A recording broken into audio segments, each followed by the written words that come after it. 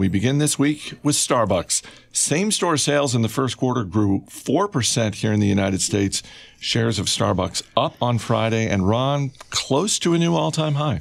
Pretty solid quarter. Beat expectations. As you said, 4% comps. Traffic was flat. Something to keep an eye on, though. So all the growth came from spending more money, not on an increase in the number of stores. So, we don't love to see that. We'd like to see both. But China's the big story here. We have to rely on growth in China. They entered 10 new cities. They expanded their store base by nearly 18% during the quarter, nearly 3,700 outlets.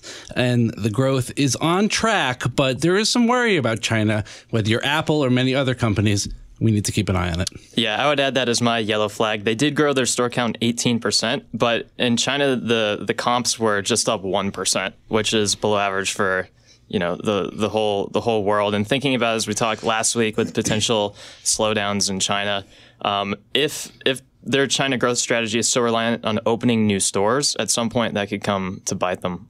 I mean, not just regular stores, right? I mean, those big reserve roasteries that they've been talking about opening. And I think Schultz, at one point or another, he talked about this grandiose vision of 1,000 of those around the world. I mean, that obviously has been pulled back quite a lot. But I think it's really interesting to see.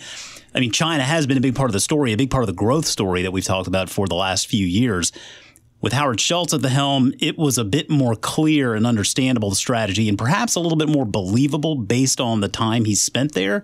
Now, I think that today, with Schultz gone, perhaps we have a few questions there as to how that strategy is going to play out, or if they maybe need to pull back on their own expectations. But at the end of the day, it's still Starbucks, it's still coffee, and it's still going to do okay, I think. I think so, too. I like some of the moves Kevin Johnson has made. Turned over a lot of the consumer business, products business to Nestle, got him out of the tea business. As you said, curtailed that 1,000 store build out of the Reserve brand, which I was questioning from the get-go. Adding on delivery, increasing mobile ordering. So a lot of good initiatives in the works. You know what it's all going to hinge on?